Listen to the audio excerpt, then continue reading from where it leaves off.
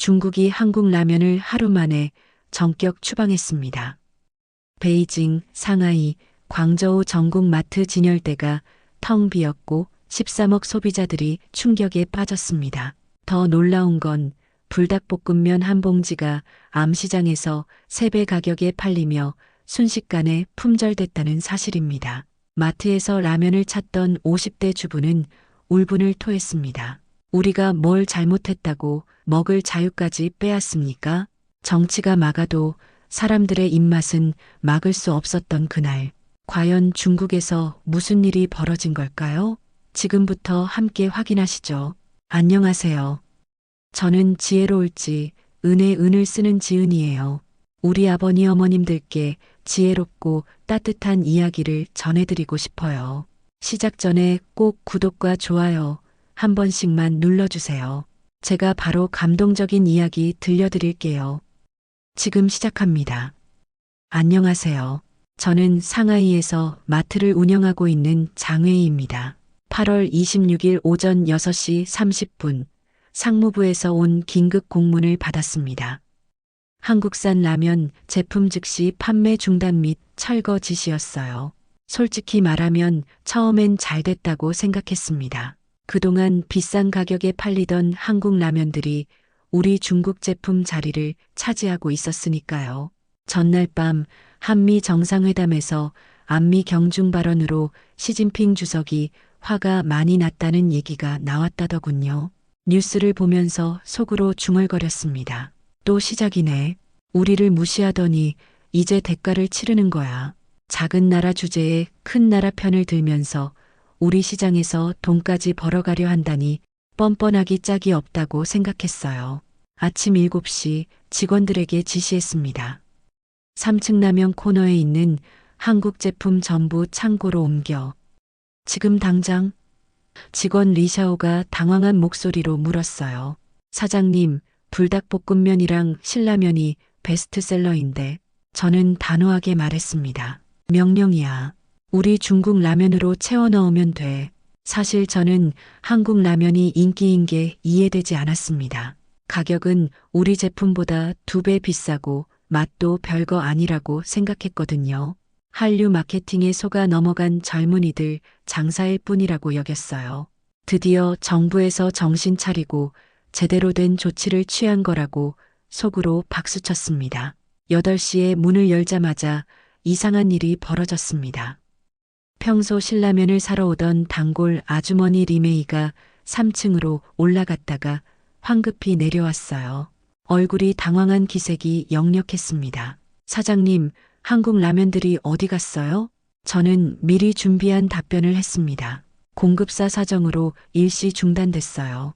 대신 이 중국 라면들이 훨씬 맛있습니다. 리메이는 고개를 저었어요. 20년 넘게 신라면만 사 먹었는데 갑자기 왜 이래요? 저는 속으로 적응하면 되라고 생각했습니다. 하지만 9시쯤부터 상황이 달라지기 시작했어요. 손님들이 계속 한국 라면을 찾더군요. 60대 아저씨가 직원을 붙잡고 따져묻고 있었습니다.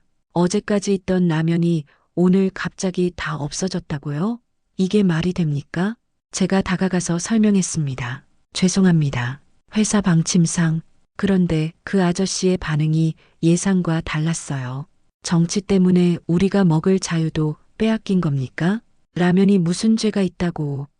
목소리에 진짜 분노가 섞여 있었습니다. 저는 당황했습니다. 단순히 다른 라면 드시면 되잖아요 라고 말하려다가 그 아저씨의 눈빛을 보고 입을 다물었어요. 뭔가 제가 예상했던 것과 다른 분위기였거든요. 오전 내내 비슷한 일이 반복되었습니다. 30대 주부가 아이 손을 잡고 와서는 불닭볶음면이 어디 갔냐며 울상을 지었어요. 아이가 엄마 매운 라면 없어? 라고 묻자 그 주부는 한숨을 쉬며 말했습니다. 정치 때문에 아이 간식까지 못 사주게 생겼네. 점심시간에 직원 리샤오가 저에게 와서 말했어요. 사장님, 오전에만 20명 넘게 한국 라면 찾으러 왔어요. 다들 화나 있더라고요. 저는 어깨를 으쓱했습니다. 며칠 지나면 잊어버릴 거야. 우리 라면도 맛있으니까. 하지만 오후가 되어도 상황은 나아지지 않았습니다. 오히려 더 많은 사람들이 몰려왔어요. 대학생 그룹이 와서 3층을 한 바퀴 돌더니 실망한 표정으로 내려갔습니다. 한 학생이 친구에게 말하는 걸 들었어요. 야식용 불닭볶음면이 없네. 다른 데 가보자. 오후 3시쯤 50대 아주머니가 화를 내며 계산대로 왔습니다. 한국 라면이 맛없으면 우리가 왜 2배 가격 주고 사 먹겠소? 정부에서 우리를 바보로 하나? 목소리가 커서 주변 손님들이 모두 쳐다봤어요. 저는 진정시키려 했지만 그 아주머니는 계속 말했습니다. 30년 넘게 장 보면서 이런 일은 처음이야. 왜 우리 밥상에서 빼앗는 거냐고. 다른 손님들도 고개를 끄덕이며 동조했습니다. 분위기가 험악해지고 있었어요. 저녁 6시 하루 매출을 정리해 봤습니다. 평소보다 30% 가까이 떨어졌어요. 특히 라면 매출은 절반도 안 됐습니다. 중국 라면들로 가득 채운 진열대는 거의 팔리지 않았거든요. 손님들은 한국 라면이 없으면 아예 다른 걸 사거나 그냥 나가버렸습니다. 직원 리샤오가 피곤한 표정으로 말했어요. 사장님, 하루 종일 항의만 받았어요. 정말 힘들었다고요. 저는 내일이면 나아질 거야 라고 답했지만 솔직히 확신이 서지 않았습니다. 집으로 돌아가는 길에 휴대폰으로 웨이보를 확인해 봤어요.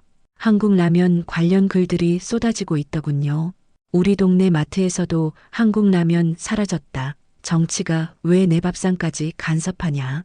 같은 글들이 수천 개의 댓글을 받고 있었습니다. 그중 한 대학생의 글이 눈에 띄었어요. 기숙사에서 불닭볶음면 끓여 먹는 게 유일한 낙이었는데 이제 뭘 먹으라는 거야? 정치가 왜 내 야식까지 뺐냐? 댓글에는 공감 표시가 15만 개나 달려 있었습니다. 저는 점점 혼란스러워졌습니다. 처음에는 한류에 현혹된 소수의 반응이라고 생각했는데 생각보다 훨씬 많은 사람들이 진심으로 화를 내고 있었어요. 단순히 라면 몇 개가 없어진 게 아니라 뭔가 더 큰 문제인 것 같았습니다. 그날 밤 침대에 누워서 하루를 되돌아봤습니다. 아침에는 잘 됐다고 생각했는데 저녁이 되니 뭔가 잘못된 것 같은 불안감이 들었어요. 정말 한국 라면이 그렇게 특별한 걸까요? 제가 놓친 게 있는 걸까요? 휴대폰으로 다시 SNS를 확인해 봤습니다. 밤늦게까지도 관련 글들이 계속 올라오고 있었어요. 면발이 정치를 합니까? 라는 댓글이 특히 많은 공감을 받고 있더군요. 저는 잠이 오지 않았습니다. 혹시 제가 한국과 한국 제품들에 대해 너무 편견을 갖고 있었던 건 아닐까요? 하지만 곧 고개를 저었습니다. 아니야, 정부 결정이 오를 거야. 며칠 지나면 다들 적응할 거야. 그때는 몰랐습니다. 이것이 저와 13억 중국인들을 완전히 바꿔놓을 거대한 사건의 시작이라는 걸 말이에요. 그 다음 날인 8월 26일 상황은 더욱 심각해졌습니다. 전날 혼자만의 의문이었던 것이 이제는 전국적인 현상이라는 걸 깨닫게 되었거든요. 아침 일찍 제 휴대폰에 웨이보 알림이 계속 울렸어요. 평소 신라면을 사던 단골 주부 리메이가 올린 글이 갑자기 화제가 되고 있었습니다. 리메이는 전날 저녁 집에 돌아가서 바로 SNS에 글을 올렸더군요. 우리 동네 마트에서 한국 라면이 모두 사라졌어요. 20년 넘게 사던 신라면이 하루아침에 없어졌다니. 혹시 다른 지역도 그런가요? 단순한 궁금증으로 시작된 이 글이 몇 시간 만에 수천 개의 댓글을 모았습니다. 댓글들을 읽어보니 정말 놀라웠어요. 베이징 차오양구도 마찬가지예요. 상하이 푸동에서도 전부 사라졌어요. 광저우, 선전 모든 마트가 똑같아요. 전국 각지에서 동일한 증언들이 쏟아지고 있었습니다. 이게 우연의 일치가 아니라는 걸 모두가 깨닫기 시작한 거죠. 특히 충격적이었던 건 한 네티즌이 올린 사진이었어요. 전국 10개 도시의 마트라면 코너를 찍은 사진들이었는데 모두 똑같이 한국 라면만 쏙 빠져 있는 모습이었습니다. 마치 누군가 정교하게 계획한 것처럼 말이에요. 이 사진이 1만 번 넘게 공유되면서 사람들의 궁금증은 더욱 커졌습니다.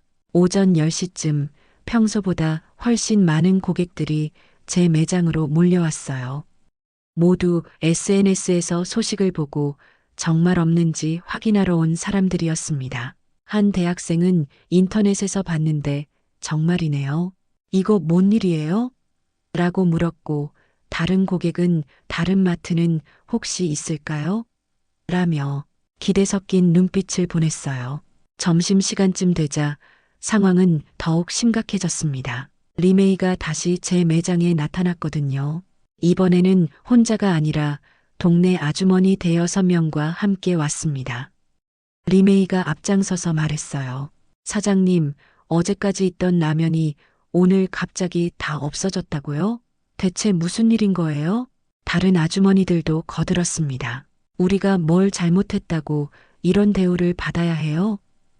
20년 넘게 먹던 건데 갑자기 왜 이래요? 목소리들이 점점 높아지고 있었어요. 저는 당황해서 저도 어제 갑자기 지시를 받았다고 설명했지만 사람들의 분위기는 쉽게 누그러지지 않았습니다. 그때 한 분이 휴대폰을 들고 말했어요. 여기도 사진 찍어서 올릴게요. 전국이 다 똑같다는 걸 보여줘야죠. 그 순간 저는 이 일이 단순한 고객 불만을 넘어서서 사회적 이슈가 되고 있다는 걸 깨달았습니다. 오후 2시쯤 첫 언론 보도가 나왔어요. 한 지역 방송국에서 한국산 라면 제품 일시 판매 중단 소식을 전했습니다. 짤막한 30초 뉴스였지만 이게 공식적으로 확인된 첫 보도였어요. 뉴스를 본 고객들은 더욱 당황해했습니다. 진짜 정부에서 막은 거구나라는 반응들이 나오기 시작했어요. 오후 4시경에는 더 충격적인 장면을 목격했습니다. 평소 조용하던 60대 할머니 한 분이 직원을 붙잡고 울면서 말하는 거예요. 우리 손자가 신라면밖에 안 먹는데 이제 뭘 해줘야 해요? 할머니가 뭘 잘못했다고. 그 모습을 본 다른 고객들도 눈시울이 붉어졌습니다. 저녁 시간대에 접어들면서 온라인 상황은 더욱 폭발적이 되었어요. 해시태그 한국라면 어디 갔나가 웨이보 실시간 검색어 1위에 올랐습니다. 관련 글이 10만 개를 넘어서고 있었어요. 사람들이 각자의 경험담을 올리고 사진을 찍어 공유하면서 이 문제가 전국적 관심사로 떠올랐습니다. 가장 많은 공감을 받은 글 중 하나가 기억에 남아요.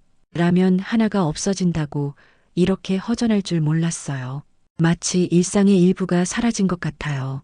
이 글에 5만 개가 넘는 좋아요가 달렸습니다. 단순한 제품이 아니라 사람들의 생활 깊숙이 들어와 있었던 거죠.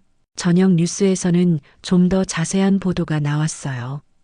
한국산 식품에 대한 안전성 재검토로 일부 제품 판매 중단이라는 내용이었습니다. 하지만 구체적인 이유나 기간에 대해서는 언급이 없었어요. 이 모호한 설명이 오히려 사람들의 추측과 불안을 더 키웠습니다. 그날 밤 매출을 정리하면서 충격을 받았어요.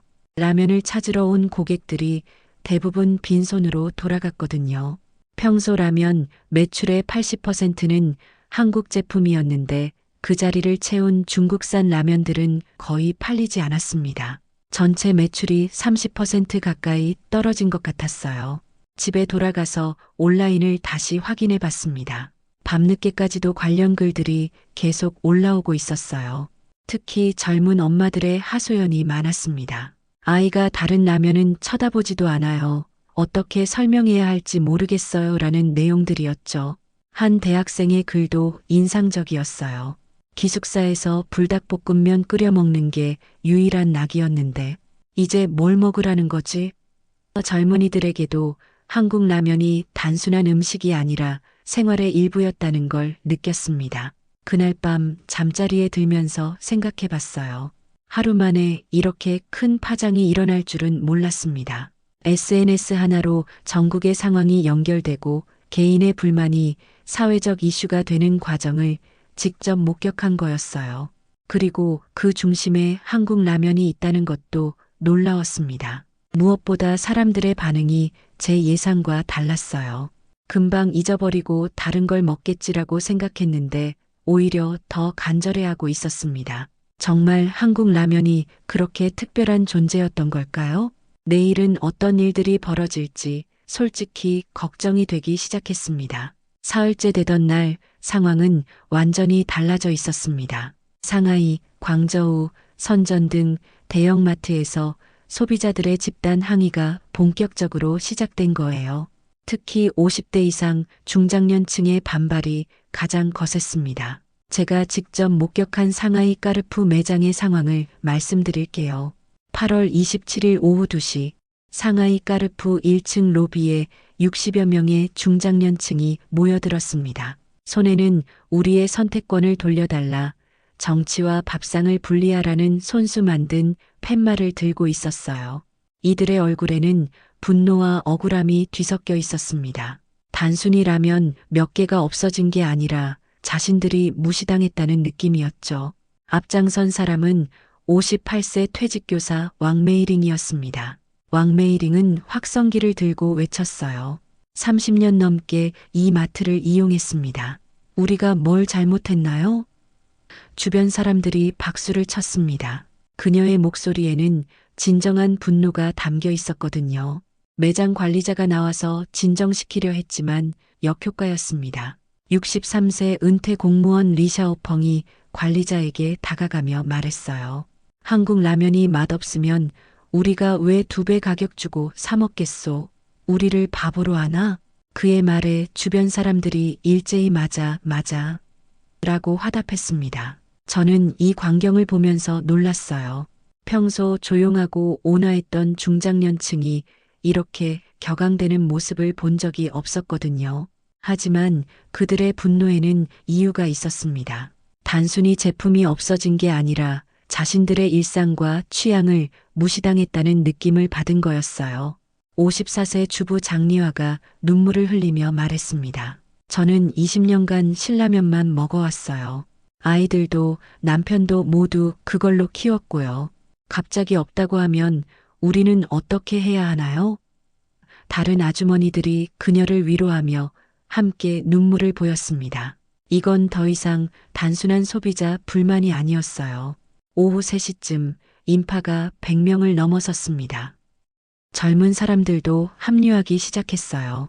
28세 회사원 리밍이 말했습니다. 우리 어머니가 한국 라면 때문에 며칠째 우울해하세요. 이게 정상인가요? 세대를 넘나드는 공감대가 형성되고 있었습니다. 경찰이 출동했지만 강제 해산은 시키지 못했어요. 시위가 평화로웠고 무엇보다 시민들의 정당한 불만 표출이었기 때문이죠. 오히려 경찰관 중 한 명이 조용히 말하는 걸 들었습니다.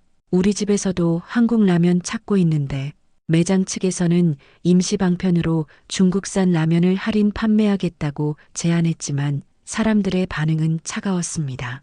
67세 할아버지 천웨이강이 소리쳤어요. 할인이 문제가 아니야. 우리가 원하는 건 선택할 권리라고.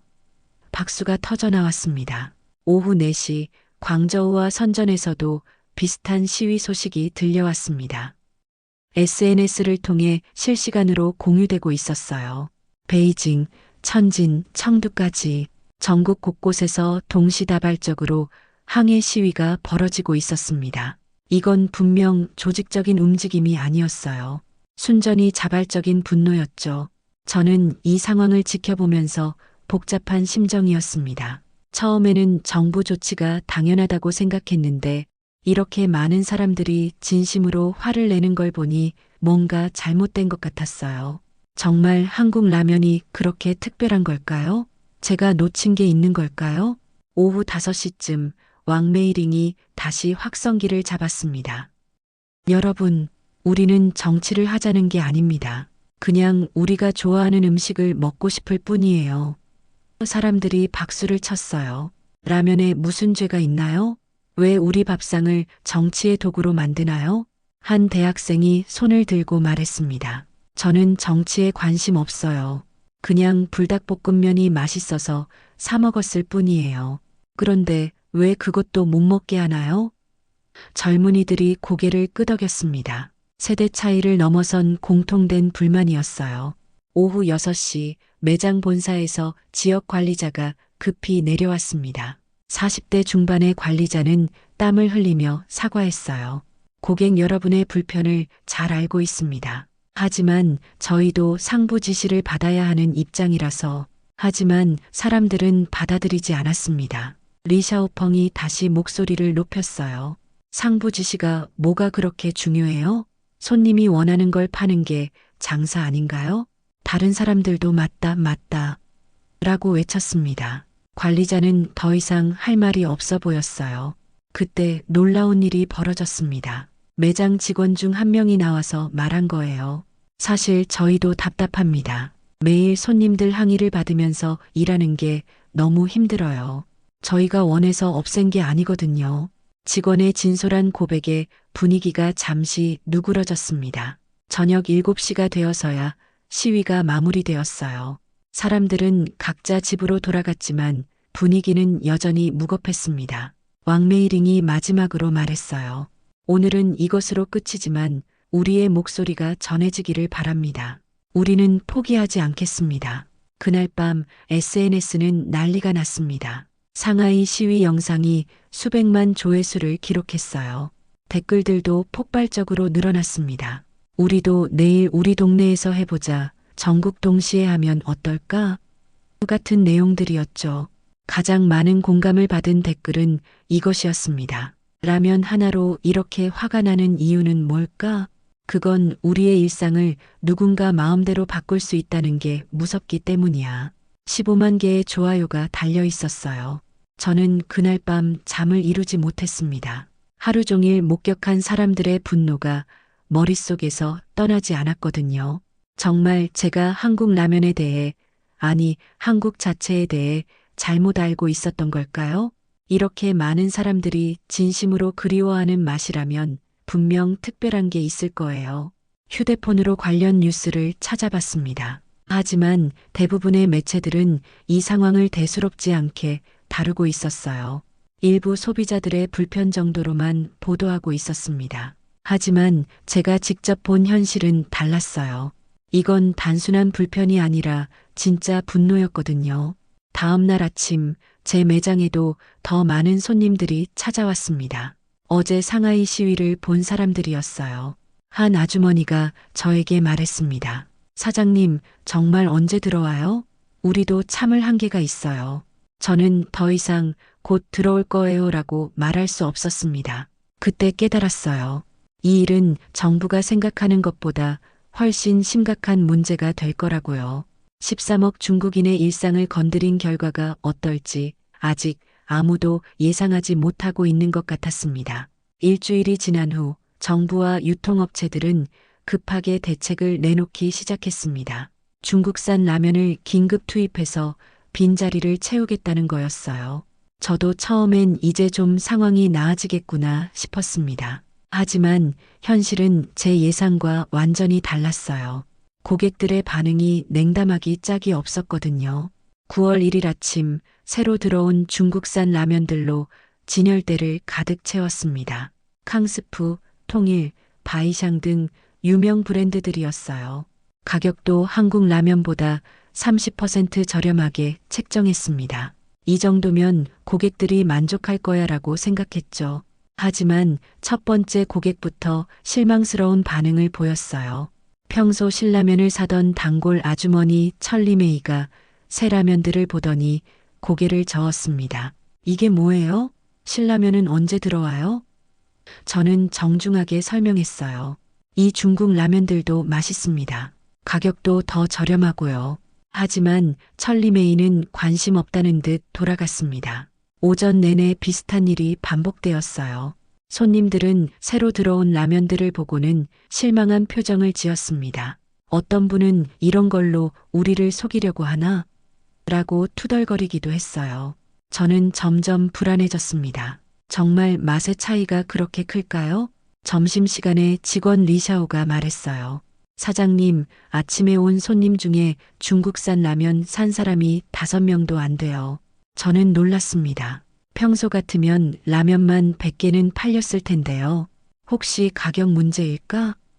리샤오가 고개를 저었어요. 가격보다는 맛을 의심하는 것 같아요. 오후 2시쯤 10살 아이를 데리고 온 엄마가 있었습니다.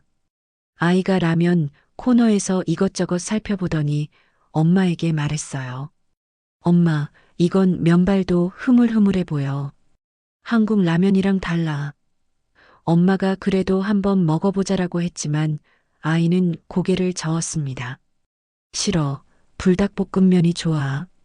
그 광경을 보면서 저는 깨달았습니다. 이건 단순히 브랜드 선호도 문제가 아니었어요. 아이들까지도 확실한 차이를 느끼고 있다는 거였습니다. 정말 한국 라면만의 특별한 무언가가 있는 걸까요? 오후 3시 시험 삼아 제가 직접 중국산 라면 하나를 끓여서 맛봐줬습니다. 캉스프 매운맛이었어요. 첫 입을 넣는 순간 알 수 있었습니다. 면발이 한국 라면보다 훨씬 부드럽고 국물 맛도 단조로웠어요. 매운맛도 자극적이기만 하고 깊이가 없었습니다. 이게 차이구나. 저는 비로소 이해했습니다. 왜 사람들이 그렇게 한국 라면을 찾는지 말이에요. 단순히 익숙함의 문제가 아니라 실제로 품질과 맛에서 차이가 있었던 거였습니다. 제가 그동안 편견을 갖고 있었다는 걸 인정할 수밖에 없었어요. 저녁 시간에 대학생 그룹이 왔습니다. 평소 불닭볶음면을 사가던 아이들이었어요. 새로 들어온 매운 라면들을 보더니 한 명이 말했습니다. 이거 먹어봤는데 별로야. 불닭볶음면 특유의 중독성이 없어. 다른 친구도 고개를 끄덕였어요. 그냥 맵기만 하고 재미없어. 그날 매출을 정리해보니 참담했습니다. 라면 매출이 평소에 20%도 안 됐어요.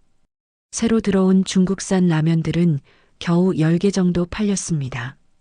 대부분의 고객들은 라면 코너를 보고는 그냥 돌아가거나 다른 걸 사갔어요. 집으로 돌아가는 길에 편의점에 들렀습니다. 여기도 마찬가지였어요. 사장이 한숨을 쉬며 말하더군요. 중국 라면으로 대체하라고 해서 가득 들여놨는데 하나도 안 팔려. 오히려 전체 매출만 더 떨어졌어. 이런 상황이 전국적으로 벌어지고 있었습니다. 그날 밤 SNS를 확인해 봤어요. 중국산 라면을 먹어본 사람들의 후기가 올라오고 있었습니다. 대부분 실망스럽다는 내용이었어요. 면이 금방 불어서 식감이 별로, 국물이 단조롭다. 한국 라면만의 그 맛이 없다는 댓글들이 줄을 이었습니다. 가장 많은 공감을 받은 댓글은 이거였어요. 정치 때문에 내 입맛까지 바뀌지 않습니다. 맛있는 건 맛있는 거고 없는 건 없는 거예요. 20만 개의 좋아요가 달려 있었습니다. 사람들의 생각이 확실해지고 있었어요.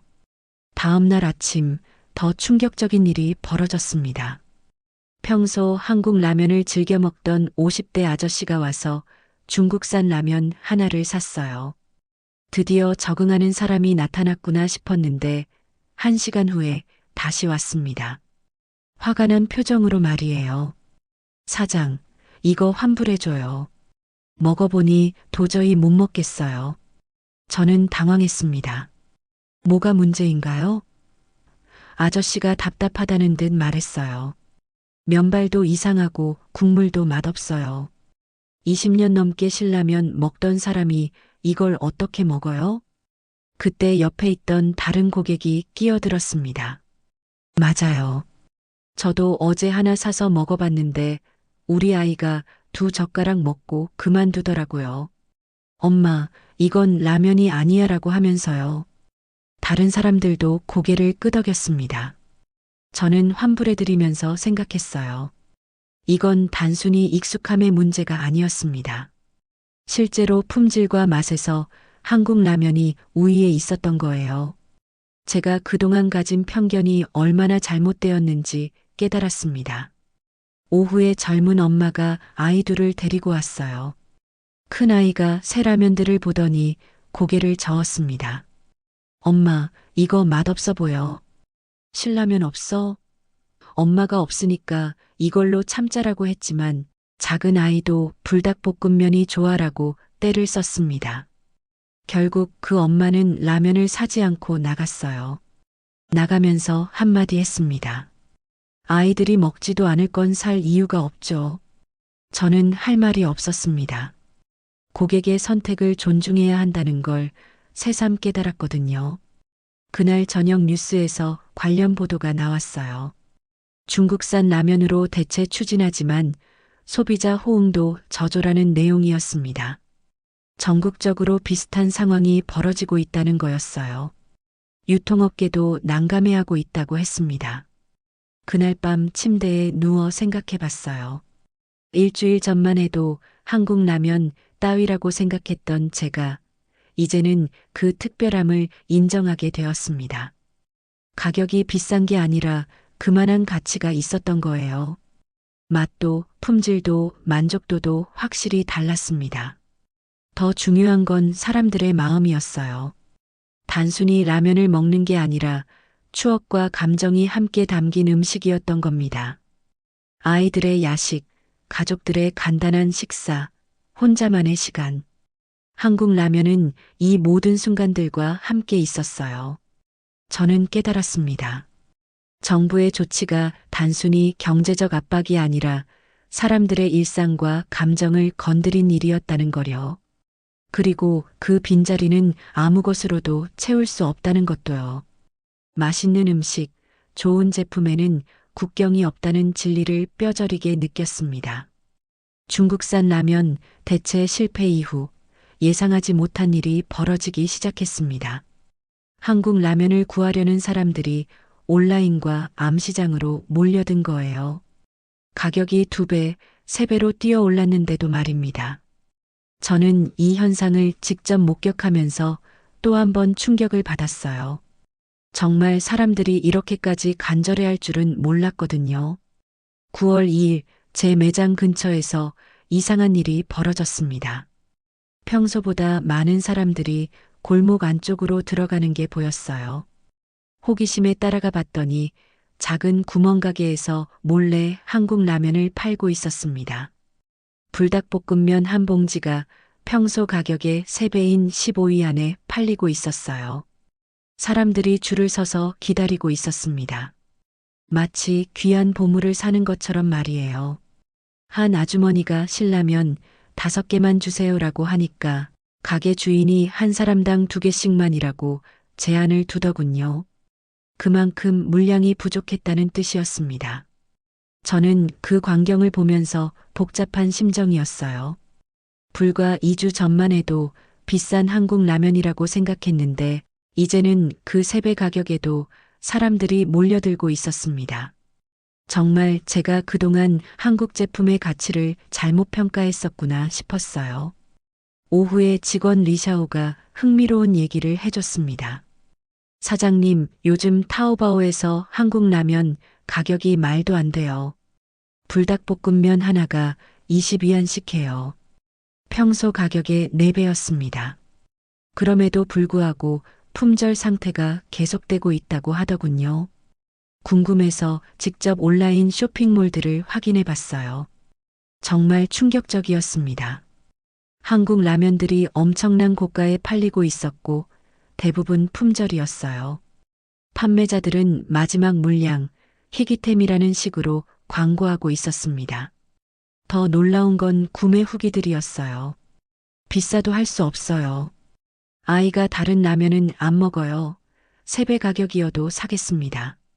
이 맛을 포기할 수 없어요 라는 댓글들이 줄줄이 달려 있었습니다.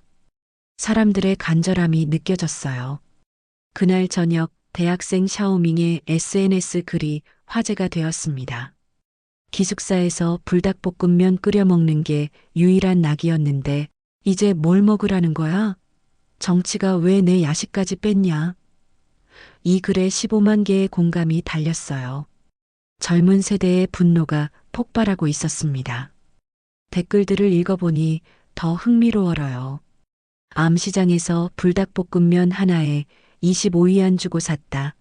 친구가 한국 여행 갔을 때 사온 라면 나눠 먹었는데 그 맛이 그리워 죽겠다는 내용들이었습니다. 사람들이 정말 절실해하고 있었어요. 9월 3일 더 충격적인 소식이 들려왔습니다. 베이징 대학 근처에서라면 밀매상이 등장했다는 거예요. 학생들 사이에서 한국 라면을 구해서 팔아주는 사람이 생긴 거였습니다. 가격은 정상가의 5배였는데도 주문이 계속 들어왔다고 하더군요. 한 대학생이 인터뷰에서 말했습니다. 시험 기간에 밤새워 공부할 때 불닭볶음면이 최고인데 이제 그걸 못 먹으니까 정말 속상해요. 5배 가격이어도 가끔은 사 먹게 돼요. 젊은이들에게 한국 라면이 단순한 음식이 아니라 생활의 일부였다는 걸 알 수 있었습니다. 저도 호기심에 암시장 가격을 조사해 봤어요. 신라면이 평소 5위안에서 18위안으로 불닭볶음면은 5위안에서 25위안으로 뛰어 올랐습니다. 진라면이나 육개장면 같은 것들도 모두 3, 4배씩 올랐어요. 그럼에도 구하기가 어려웠습니다. 온라인 커뮤니티에서는 한국 라면 구매 대행을 해주겠다는 글들이 올라오기 시작했어요. 한국에 있는 친척이나 친구들을 통해 구매해서 비밀리에 가져오겠다는 거였습니다. 위험을 감수하고서라도 말이에요. 가장 인상적이었던 건 한 엄마의 글이었습니다. 아이가 한국 라면만 먹으려고 하는데 중국산은 쳐다보지도 않아요. 어쩔 수 없이 비싼 가격에 구해주고 있지만 언제까지 이럴 수는 없잖아요. 많은 부모들이 공감한다고 댓글을 달았어요. 9월 3일 밤 SNS에서 화제가 된 글이 하나 더 있었습니다. 면발이 정치를 합니까? 라면 하나 먹는데 왜 이런 고생을 해야 하나요? 이 간단한 문장이 50만 명의 공감을 받았어요. 사람들의 마음을 정확히 표현한 말이었습니다. 저는 이 모든 상황을 지켜보면서 깨달았습니다. 한국 라면이 단순히 대체 가능한 제품이 아니라는 걸 말이에요. 사람들에게는 특별한 의미가 있었던 겁니다. 맛도, 추억도, 감정도 함께 담긴 음식이었어요. 더 놀라운 건 이런 현상이 전국적으로 벌어지고 있다는 거였습니다. 상하이, 광저우, 선전, 청두, 어디든 마찬가지였어요.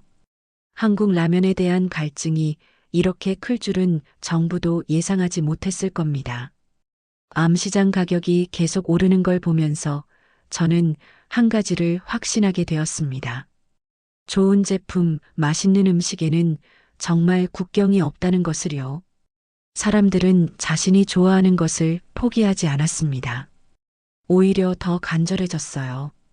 그날 밤 한 네티즌의 댓글이 특히 마음에 와닿았습니다. 정치는 정치고 맛은 맛이에요. 내가 뭘 먹을지는 내가 정하고 싶어요. 정말 단순하지만 강력한 메시지였습니다. 13억 중국인들의 솔직한 마음이었어요. 저는 깨달았습니다. 이 상황이 단순히 끝나지 않을 거라는 걸요.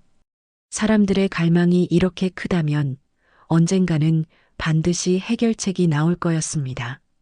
정치적 압력보다 민심이 더 강할 수도 있다는 생각이 들었어요.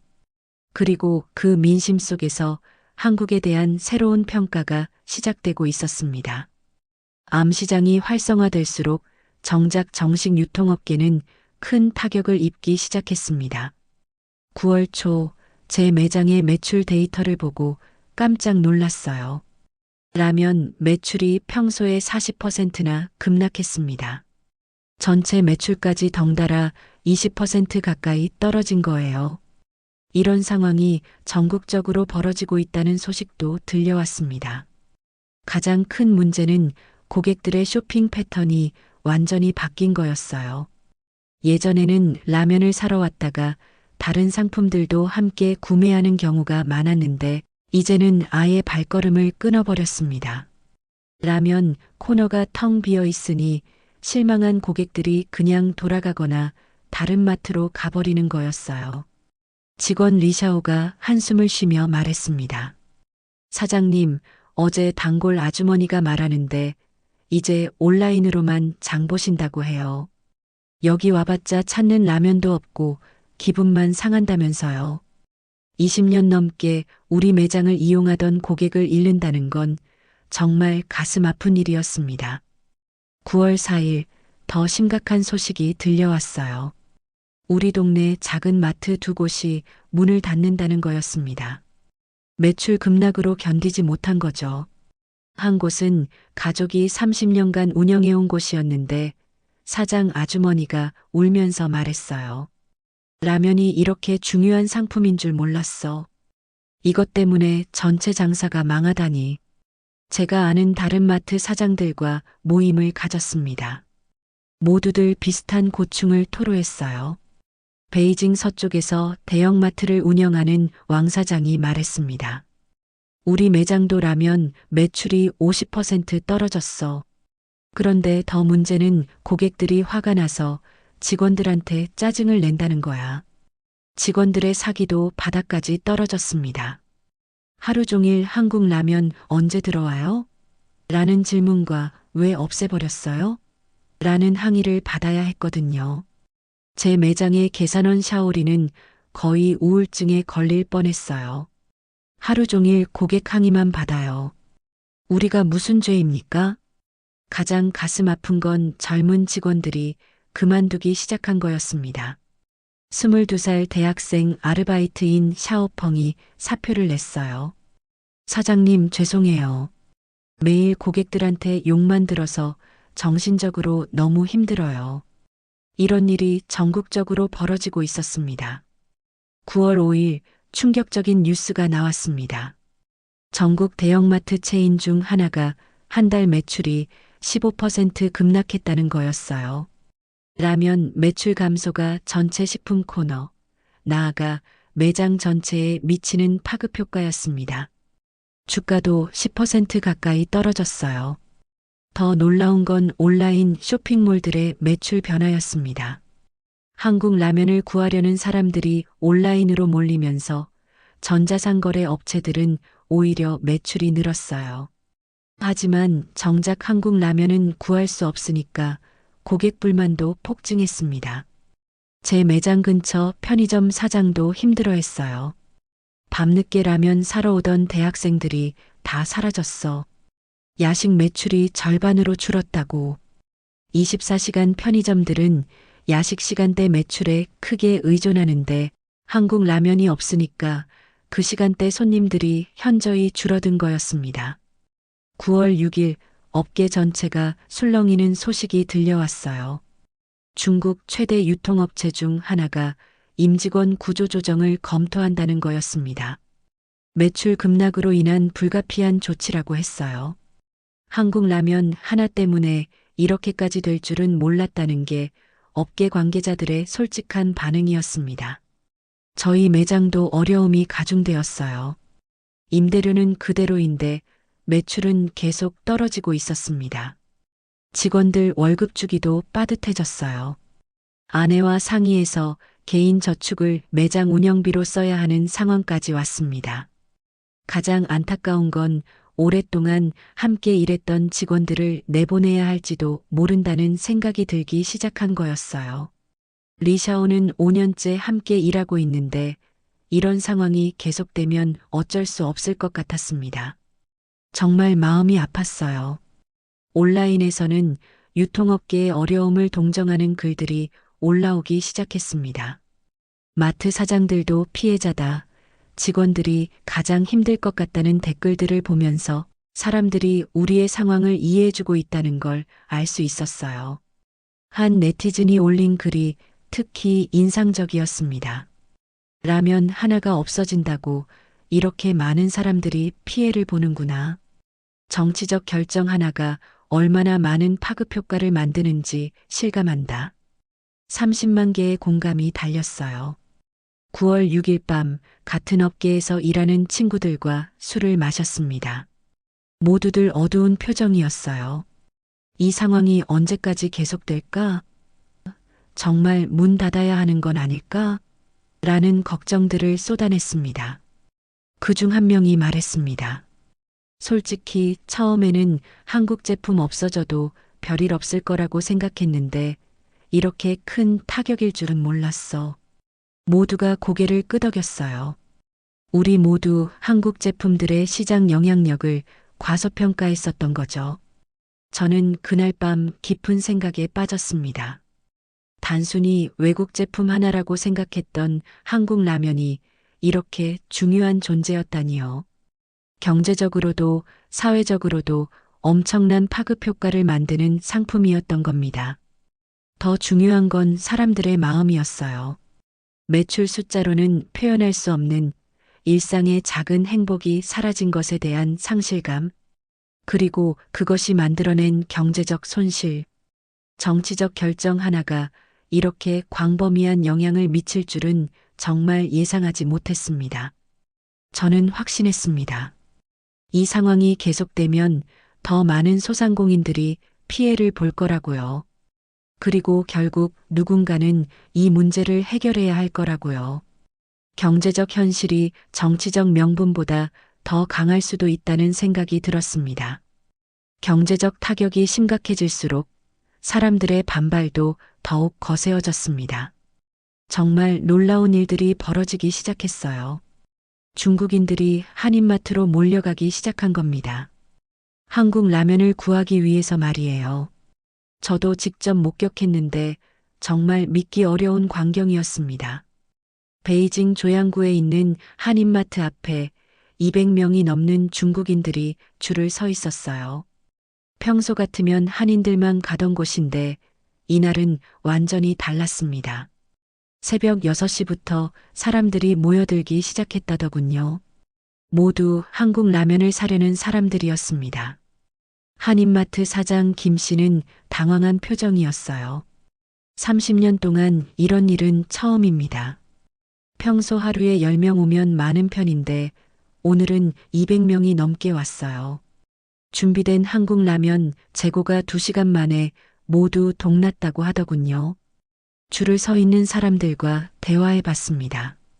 50대 아주머니 장리화 씨가 말했어요. 한국 라면 사러 먼 길 왔습니다. 집에서 여기까지 지하철로 1시간 반 걸렸어요. 그래도 어쩔 수 없죠. 아이가 다른 라면은 안 먹어요. 정말 간절한 마음이 느껴졌습니다. 더 놀라운 건 젊은이들의 반응이었어요. 대학생 리밍이 친구들과 함께 와서 말했습니다. 불닭볶음면 쉽게 만살 수 있으면 좋겠어요. 기숙사 친구들 목까지 사야 해서요. 한국 라면이 젊은이들에게 얼마나 중요한 존재인지 새삼 깨달았습니다. 한인마트 앞에서 만난 한 아버지의 이야기가 특히 인상적이었어요. 딸이 한국 라면 없으면 라면을 아예 안 먹어요. 중국 라면 사줘도 한 입도 안 되더라고요. 어쩔 수 없이 여기까지 왔습니다. 부모의 마음이 얼마나 애달픈지 느낄 수 있었어요. 나중에는 더 충격적인 소식이 들려왔습니다. 온라인에서 한국 라면 직구와 지하시장이 폭발적으로 성장하고 있다는 거였어요. 타오바오에서 한국 직구라고 검색하면 수십 개의 업체들이 나왔습니다. 모두 한국에서 직접 구매해서 보내주겠다는 곳들이었어요. 가격은 정말 놀라웠습니다. 배송비 포함해서 평소의 5배에서 6배였는데도 주문이 계속 들어오고 있었어요. 한 직구업체 사장이 인터뷰에서 말했습니다. 하루에 주문이 1000건씩 들어와요. 물량 확보하느라 정신이 없어요. 더욱 놀라운 건 이런 현상이 한국 라면의 브랜드 가치를 오히려 더 높였다는 거였습니다. 구하기 어려워질수록 사람들은 더 간절해했어요. 한 네티즌이 올린 글이 화제가 되었습니다. 금지된 과일이 더 달콤하다더니 정말 그런 것 같아요. 이제 한국 라면이 더욱 특별하게 느껴져요. 온라인 커뮤니티에서는 한국 라면 리뷰가 새로운 트렌드가 되었습니다. 사람들이 비싼 가격에 구입한 한국 라면을 먹고 상세한 후기를 올리는 거였어요. 역시 이 맛이야, 비싸도 값어치 한다는 댓글들이 수천 개씩 달렸습니다. 그날 SNS에서 폭발적인 반응을 보인 글이 하나 있었습니다. 정치보다 강한 게 바로 우리의 입맛입니다. 이 한 문장이 100만 개의 공감을 받았어요. 정치적 압박에도 굴복하지 않겠다는 중국인들의 의지 표현이었습니다. 이 글의 댓글들을 보면서 저는 정말 놀랐어요. 맛있는 건 맛있는 거다. 정치가 내 혀까지 조종할 수는 없다. 좋은 제품에는 국경이 없다는 내용들이었습니다. 사람들이 이렇게까지 강한 의지를 보일 줄은 몰랐거든요. 지하시장의 규모도 상상을 초월했습니다. 베이징 대학 근처에서는 라면 딜러라고 불리는 사람들이 생겼어요. 한국 라면을 구해서 학생들에게 파는 거였죠. 가격은 정상가의 8배에서 10배였는데도 주문이 끊이지 않았습니다. 한 라면 딜러와 대화할 기회가 있었어요. 대학 졸업생인 샤오왕이었습니다. 처음에는 친구들 부탁으로 시작했는데 이제 하루에 50개씩 팔아요. 수요가 너무 많아서 공급이 따라가지 못해요. 위험을 감수하고도 이 일을 하는 이유를 물어봤더니 사람들이 정말 간절해해요. 도와주고 싶어요라고 답했습니다. 다음 날 정말 감동적인 장면을 목격했습니다. 한국 교민이 운영하는 작은 식당에서 중국인 고객들에게 한국 라면을 나눠주는 거였어요. 무료로 말이에요. 식당 사장 박 씨가 말했습니다. 우리를 이렇게 좋아해 주시는데 이 정도는 해야죠. 그 식당 앞에도 긴 줄이 섰어요. 하지만 분위기는 평화로웠습니다. 사람들이 서로 양보하고 배려하는 모습이었어요. 한 아주머니가 한국 분들이 정말 친절하시네요 라고 감탄하더군요. 이런 작은 일들이 한국에 대한 인식을 바꾸고 있었습니다. 온라인에서는 한국 라면 사랑 고백 글들이 쏟아졌어요. 불닭볶음면 사랑해요. 신라면 없는 세상은 상상할 수 없어요 같은 내용들이었습니다. 젊은이들 사이에서는 한국 라면이 거의 사랑의 대상이 되어버렸어요. 특히 인상 깊었던 건 한 엄마의 글이었습니다. 아이가 한국 라면을 먹으며 엄마 한국 사람들이 이렇게 맛있는 걸 만들다니 정말 대단해라고 하더라고요. 음식을 통해 다른 나라를 이해하게 되는 것 같아요. 이 글에 수만 개의 공감이 달렸습니다. 저는 이 모든 상황을 지켜보면서 깨달았습니다. 이건 단순히 라면에 대한 갈망이 아니었어요. 사람들이 자신의 선택권을 되찾으려는 의지 표현이었습니다. 그리고 그 과정에서 한국과 한국 제품에 대한 새로운 애정이 싹트고 있었어요. 한 네티즌의 댓글이 제 마음을 울렸습니다. 처음에는 그냥 맛있어서 먹었는데 이제는 한국이라는 나라 자체가 궁금해져요. 이런 좋은 제품을 만드는 나라는 어떤 곳일까요? 음식이 문화의 다리 역할을 하고 있었던 겁니다. 암시장이 커질수록, 직구가 늘어날수록 한국 제품의 가치는 더욱 올라갔습니다. 사람들은 한국을 좋은 제품을 만드는 나라, 믿을 수 있는 브랜드의 나라로 인식하기 시작했어요. 제가 처음에 가졌던 편견과는 정반대의 방향이었습니다. 저는 확신했습니다. 이런 민심의 힘이 계속된다면 언젠가는 반드시 변화가 올 거라고요. 정치적 결정도 결국은 민심을 무시할 수 없을 테니까요. 그리고 그 변화가 오면 한국에 대한 새로운 평가와 함께 올 거라는 생각이 들었습니다. 얼마 지나지 않아 정말 예상하지 못한 일이 벌어졌습니다. 어느 날 아침 출근해서 창고를 확인하는데 한국 라면들이 조용히 들어와 있는 거였어요. 불닭볶음면, 신라면, 진라면까지. 마치 처음부터 없었던 일처럼 말이에요. 공식적인 발표도 없었고 언론 보도도 없었습니다. 그냥 조용히 아무 일 없었다는 듯이 돌아온 거였어요. 처음에는 제 눈을 의심했습니다. 3개월 동안 그렇게 찾던 한국 라면들이 진열대를 가득 채우고 있었거든요. 직원 리샤오도 깜짝 놀라며 말했어요. 사장님, 이거 진짜 한국 라면 맞죠? 꿈 아니죠? 저도 같은 기분이었습니다. 정말 현실 같지 않았어요. 오전 9시에 문을 열자마자 첫 번째 고객이 들어왔습니다. 평소 신라면을 찾던 단골 아주머니 천리메이였어요. 라면 코너를 보는 순간 그녀의 표정이 완전히 바뀌었습니다. 이게 뭐예요? 한국 라면이 돌아왔네요. 목소리에 기쁨이 가득했어요. 천리메이는 신라면 10개를 집어들더니 눈물을 글썽였습니다. 3개월 동안 얼마나 기다렸는지 몰라요. 중국산 라면 먹으면서도 계속 이 맛이 그리웠어요. 그 모습을 보면서 저도 마음이 뭉클해졌습니다. 단순한 라면이 아니라 사람들에게는 정말 소중한 존재였던 거예요. 오전 10시쯤부터는 정말 믿기 어려운 일이 벌어졌습니다. 한국 라면이 돌아왔다는 소식이 SNS를 통해 퍼지면서 사람들이 몰려들기 시작한 거예요. 평소보다 5배 많은 고객들이 찾아왔습니다. 모두들 한국 라면을 사러 온 사람들이었어요. 가장 놀라운 건 30분 만에 모든 한국 라면이 완판되었다는 거였습니다. 평소 같으면 일주일은 팔 수 있는 양이었는데 단 30분 만에 동이 난 거예요. 고객들은 마치 귀한 보물을 다루듯 라면을 소중히 안고 나갔습니다. 줄을 서서 기다리던 대학생 리밍이 말했습니다. 그동안 얼마나 기다렸는지 몰라요. 이제야 제대로 된 야식을 먹을 수 있을 것 같아요. 불닭볶음면 5개를 산 그는 친구들과 나눠 먹겠다며 기뻐했습니다. 한 젊은 엄마는 아이와 함께 와서 신라면을 사면서 말했어요. 우리 애가 그동안 라면을 안 먹었어요.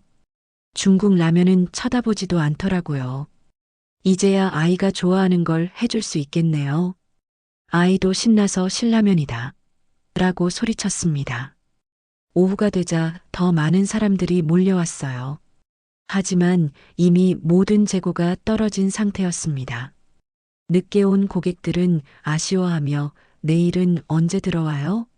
라고 물었어요. 저는 최대한 빨리 준비하겠다고 답할 수밖에 없었습니다. 그날 저녁 온라인은 완전히 뒤집어졌습니다. 한국 라면 부활이라는 해시태그가 1위를 차지했어요. 사람들이 구매 인증샷을 올리며 기뻐하고 있었습니다. 드디어 돌아왔다. 그동안 기다린 보람이 있네라는 댓글들이 쏟아졌어요. 가장 많은 공감을 받은 글은 이거였습니다. 우리가 포기하지 않았기에 다시 이 맛을 먹을 수 있습니다. 민심이 승리했어요. 200만 개의 좋아요가 달려 있었습니다. 정치적 압박을 이겨낸 민심의 승리를 축하하는 분위기였어요. 다음 날부터는 더욱 놀라운 현상이 벌어졌습니다. 한국 라면의 인기가 철수 전보다 훨씬 더 뜨거워진 거예요. 3개월 동안의 공백기가 오히려 사람들의 갈망을 더 키웠던 것 같았습니다. 없어서 더 그리웠던 맛, 금지된 과일의 달콤함이라는 표현들이 나올 정도였어요. 특히 젊은 세대들의 반응이 폭발적이었습니다. 대학교 주변 편의점에서는 한국 라면이 들어오는 즉시 매진되었어요. 한 편의점 사장이 말했습니다. 예전보다 2배에서 3배 더 잘 팔려요. 그동안 못 먹었던 한이 터진 것 같아요. 이후 제가 놀라운 장면을 목격했습니다. 한국 라면을 사러 온 50대 아저씨가 계산하면서 저에게 말하는 거예요. 사장님, 이번 일로 깨달았어요. 한국 제품들이 정말 좋은 거였구나. 앞으로는 한국 제품들을 더 많이 사볼 생각이에요. 이런 반응이 전국적으로 나타나고 있었습니다. 한국에 대한 인식 변화도 놀라웠어요. 온라인 커뮤니티에서는 한국 문화, 한국 제품에 대한 관심이 폭발적으로 늘어났습니다. 한국 라면이 이렇게 맛있으면 다른 한국 제품들은 어떨까? 한국이라는 나라에 대해 더 알고 싶어졌어요. 라는 글들이 인기를 끌었어요. 특히 인상적이었던 건 한 네티즌의 글이었습니다. 얼마 전까지만 해도 한국을 그냥 작은 나라 정도로 생각했는데 이번 일로 한국의 저력을 알게 되었어요. 이런 좋은 제품을 만드는 나라는 분명 다른 것도 잘할 거예요. 이 글에 100만 개의 공감이 달렸습니다. 제 개인적인 변화도 컸습니다. 불과 며칠 전까지만 해도 작은 나라의 비싼 라면이라고 생각했던 제가 이제는 한국과 한국 제품들에 대해 완전히 다른 시각을 갖게 되었어요. 품질의 우수성, 브랜드의 가치, 그리고 무엇보다 사람들이 진정으로 사랑하는 제품을 만드는 능력을 인정하게 되었습니다. 한국 라면 재입고 일주일 후에 매출을 정리해 봤습니다. 라면 매출이 평소의 150%를 기록했어요. 철수 전보다 50%나 더 늘어난 거였습니다. 전체 매장 매출도 120%로 회복되었어요. 고객들이 한국 라면을 사러 와서 다른 상품들도 함께 사가는 패턴이 더 늘어났습니다. 직원 리샤오가 웃으며 말했습니다. 사장님, 이제 매일 즐겁게 일할 수 있겠어요. 고객들이 화내는 대신 기뻐하니까 저희도 기분이 좋아요. 며칠 동안 고생이 보상받는 기분이었습니다. 그날 밤 침대에 누워 지난 날을 되돌아봤습니다. 한국 라면 하나로 시작된 이 모든 일들이 제게는 거대한 깨달음이었어요. 편견이 얼마나 무서운 것인지, 좋은 제품의 힘이 얼마나 강한지, 그리고 민심의 의지가 얼마나 놀라운 것인지 직접 체험했습니다. 무엇보다 한국이라는 나라에 대한 제 생각이 완전히 바뀌었어요. 작고 무시할 만한 나라가 아니라 정말 훌륭한 제품을 만들어내는 대단한 나라라는 걸 깨달았습니다. 앞으로는 한국 제품들을 더 적극적으로 들여올 생각이에요. 마지막으로 가슴 깊이 느낀 건 사람들의 마음과 입맛은 정치로 바꿀 수 없다는 진리였습니다. 좋은 건 좋은 거고 맛있는 건 맛있는 거예요. 그리고 그런 진실은 결국 승리한다는 것도 배웠습니다. 한국 라면의 귀환은 단순한 제품의 복귀가 아니라 진짜 가치의 승리였던 것 같습니다. 오늘 이야기 어떠셨나요? 아버님, 어머님들도 어렸을 때 라면 많이 좋아하셨죠? 야식으로, 간식으로, 든든한 한 끼로. 얼마나 좋아하셨는지 댓글로 남겨주세요. 추억의 라면 이야기가 궁금합니다. 음식 하나가 가져다주는 행복과 추억, 그리고 서로를 이해하게 만드는 힘. 정말 놀랍지 않나요? 좋은 것에는 국경이 없다는 걸 다시 한번 느꼈습니다. 다음엔 더 흥미로운 이야기로 돌아올게요. 지금까지 지은이었습니다.